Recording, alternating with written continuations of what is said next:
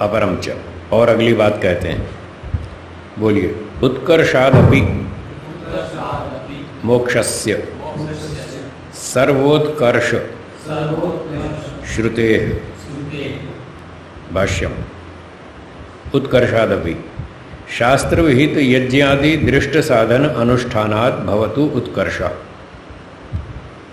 अब भौतिक साधनों की तो बात हो गई साफ कि इससे तो मोक्ष नहीं मिलेगा। अब पेट भर लो, रक्षा कर लो, खाना पीना जीना कर लो, इतना ठीक, मोक्ष नहीं मिलेगा। तो मोक्ष के लिए क्या करें? शास्त्र विहित यज्ञ आदि दृष्ट साधन अनुष्ठानात्। अब शास्त्रों में बताया कि यज्ञ करो, स्वर्ग कामो यजेत, ठीक है। अब यज्ञ भी भौतिक ही है, हम अग्नि जलाते हैं, घी डालते हैं, सामग्री डालते हैं, लकड़ी डालते हैं, ये भी भौतिक कार्यक्रम है। तो यज्ञ आदि भौतिक साधन से भी, दृष्ट साधन से भी भवतु उत्कर्ष, उत्कर्ष तो होगा, स्वर्ग तो मिल जाएगा, मोक्ष इससे भी नहीं मिलेगा। आप 100 साल तक हवन करते जाओ, मोक्ष नहीं मिलेगा। हाँ, अगला जन्म बढ़िया मिलेगा, मोक्ष नहीं मिलेगा। तो भवतु उत्कर्ष, उन्नति तो होगी, परंतु उत्कर्षाद हेतोरपि मोक्षे ही खलु उत्कर्षो न तथा यज्ञादि दृष्ट साधन साध्य दुख निवृत्ति रूपे पुरुषार्थे। यज्ञादि साधन से भी मोक्ष उत्कर्ष तो होगा, उन्नति तो मिलेगी, स्वर्ग तो मिलेगा, परंतु उत्कर्ष होने पर भी जैसी उन्नति मोक्ष में होती है, ठीक है, वैसी उन्नति यज्ञादि दृष्ट साधन से जो दुख निवृत्ति रूप पुरुषार्थ है वैसी नहीं होती।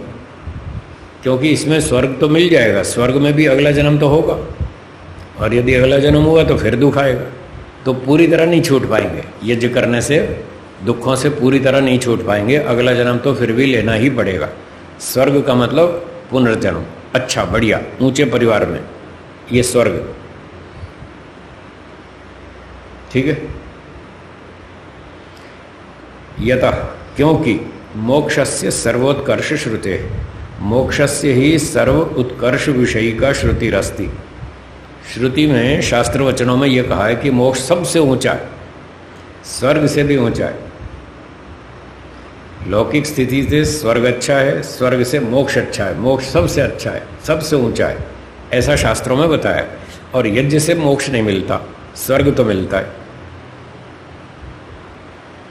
शास्त्र में क्या लिखा है मोक्ष के बारे में? सबसे ऊंची स्थिति है उसमें, वो श्रुति बताते हैं।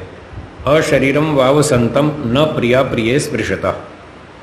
जब व्यक्ति शरीर से छूटकर मुक्त हो जाता है, अशरीर, शरीर छूट जाता है, अगला जन्म नहीं होगा, मुक्ति हो गई, तो ऐसी स्थिति में अशरीरम वावसंतम, जो आत्मा शरीर रहित हो गया, ऐसे मुक्त आत्मा को प्रिय अप्रियम, प्रिय अप्रिय न स्पृशता, फिर उसको सांसारिक सुख दुख नहीं छू सकते।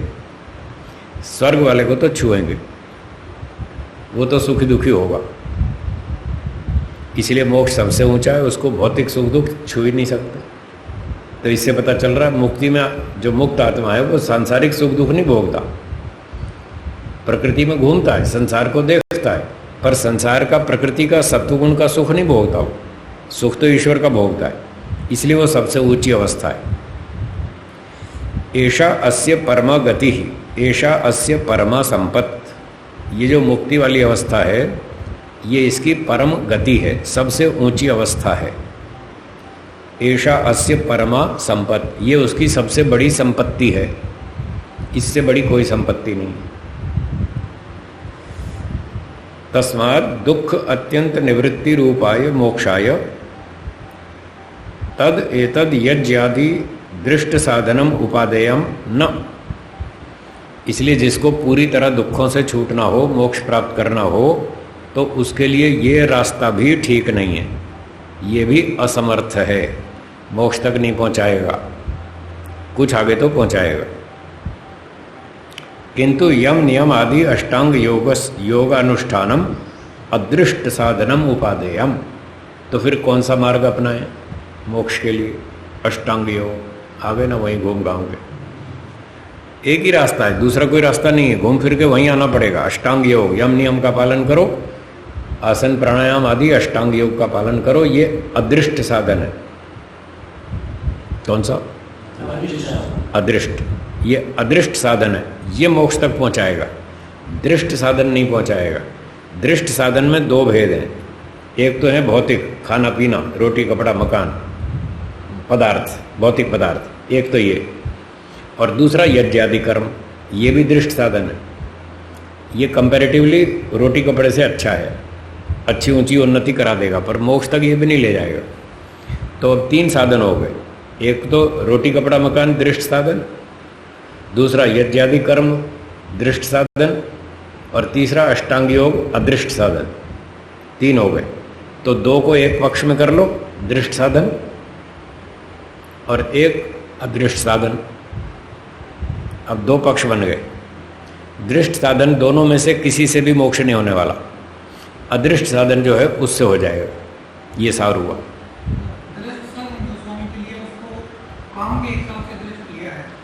दृष्ट का मतलब जो दिख रहे हैं, जो इसी जन्म में हम जिनका भोग कर रहे हैं। दृष्ट मतलब मटेरियल्स ना, फल से मतलब नहीं, यहाँ साधन से मतलब है। रोटी कपड़ा मकान ये एग्जाम्पल है। रोटी कपड़ा मकान से, रोटी से भूख मिटेगी, पिछले सूत्रों में बताया। कपड़े से नंगापन मिटेगा, पानी से प्यास बुझेगी, रजाई से ठंड मिटेगी, पंखे से गर्मी हटेगी। एक साधन से एक काम होगा, ये दृष्ट साधन।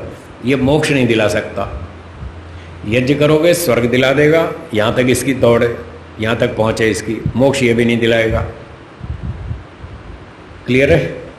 तो 2 दृष्ट साधन हो गए, इन दोनों को एक पार्टी बना दो, एक ग्रुप, दृष्ट साधन और एक अदृष्ट साधन। तो अब दो पक्ष बन गए। सार क्या निकला? दृष्ट साधनों से मोक्ष नहीं हो सकता, अदृष्ट साधन से हो सकता है। अब ये सार निकला, ठीक है।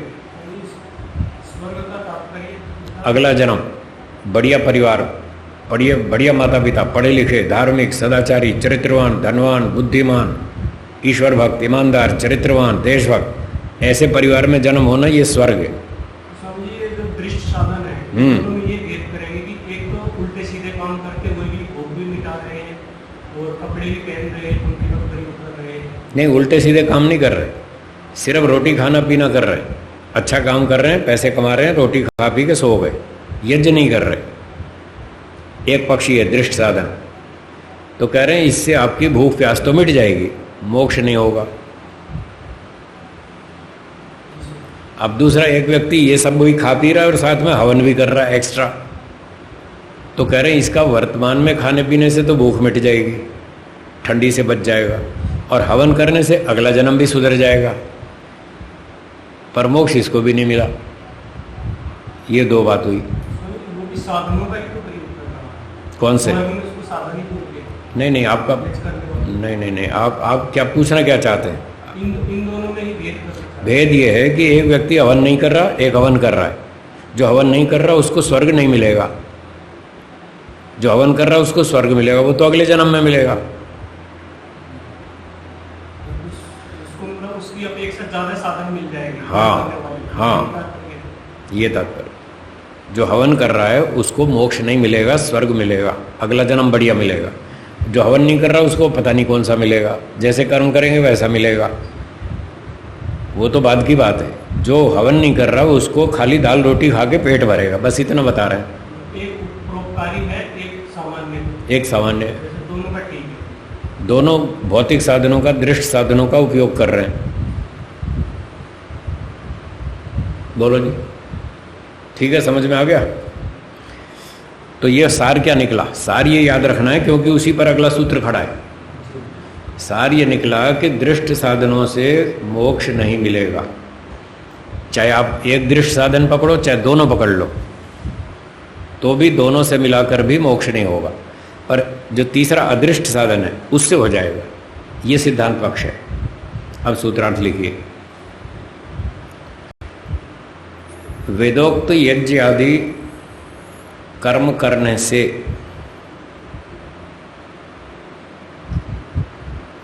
ब्रैकेट में लिखें, इस दृष्ट साधन से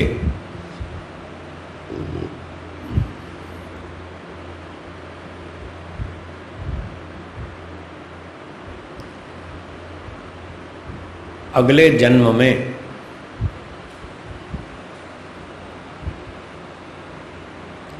स्वर्ग तो मिलेगा,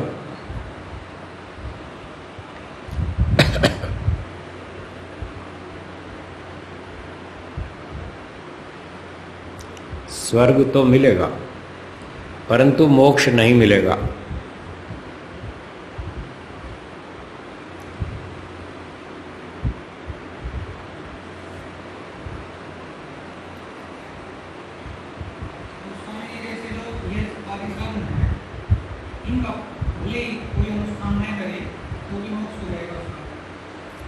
किसका?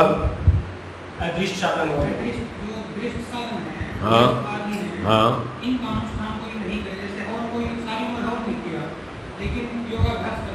वो योगाभ्यास का लेवल ही नहीं आएगा बिना हवन किए।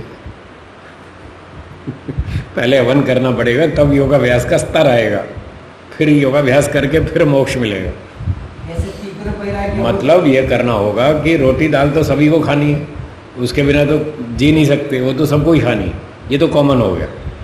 अब जिसको मोक्ष में जाना है तो उसको कुछ एक्स्ट्रा काम करना पड़ेगा तब मोक्ष मिलेगा, तो उसको साथ साथ हवन भी करना पड़ेगा। तो हवन करने से उसमें योग्यता बनेगी, योगाभ्यास करने की उसकी एबिलिटी बनेगी, क्षमता बनेगी। इदं नमम स्वाहा, इदम अग्नये स्वाहा, इदं नमम। जब हवन करेगा तो कहेगा ये संपत्ति मेरी नहीं है, ये ईश्वर की है। इदं नमम स्वाहा, बांट दो, देश के लिए धर्म के लिए बांट दो। तो ये हवन कर करके ये भावना आएगी कि भाई सब बांटो, मेरा कुछ नहीं, मुझे मोक्ष में जाना। तब ये स्तर आएगा। फिर उसके बाद वो अष्टांग योग पकड़ेगा। इसके बिना तो अष्टांग योग को पकड़ने का स्तर ही नहीं बनेगा हवन किए बिना। हाँ, ये पहली सीढ़ी है। हाई स्कूल तक तो आपको हवन में चलना पड़ेगा। हाई स्कूल के बाद जब ऊपर चलेंगे ना, फिर अष्टांग योग चालू होगा। अब समझ में आ गया? ऐसा है। पर कोई हाई स्कूल तक पढ़ के समझे मुझे एमटेक की डिग्री मिल जाएगी, तो नहीं मिलेगी। हाई स्कूल तक 10वीं तक परीक्षा पास करने से एमटेक की डिग्री नहीं मिलती, तो हवन करने से मोक्ष नहीं मिलेगा। अब बोलिए, अब समझ में आ गया? तो रोटी खाना पीना ये तो प्राइमरी स्कूल है, ये तो सभी को खाना है, ये तो प्राइमरी क्लास है 5वीं कक्षा तक। फिर हवन करना 10वीं कक्षा तक है, मिडिल स्कूल हाई स्कूल यहाँ तक। और इसके बाद फिर अष्टांग योग, फिर सीनियर सेकेंडरी कॉलेज और पीएचडी, और तब जाके एमटेक वगैरह वहाँ तक पहुँचेगा आदमी। वो फिर अष्टांग योग से चलेगा, ऐसा कह रहे हैं। सूत्रार्थ पूरा नहीं हुआ, अभी आगे लिखो। क्या लिखा अब तक? हाँ, मोक्ष स्वर्ग से भी ऊंचा है। मोक्ष स्वर्ग से भी ऊंचा है।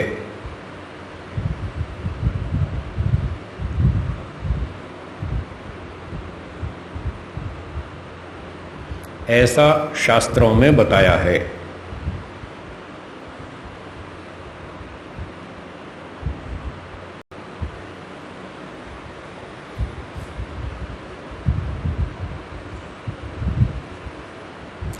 तो अब सिद्धांती ने यह कह दिया, भाई अदृष्ट साधन पकड़ो, अष्टांग योग, उससे मोक्ष मिलेगा।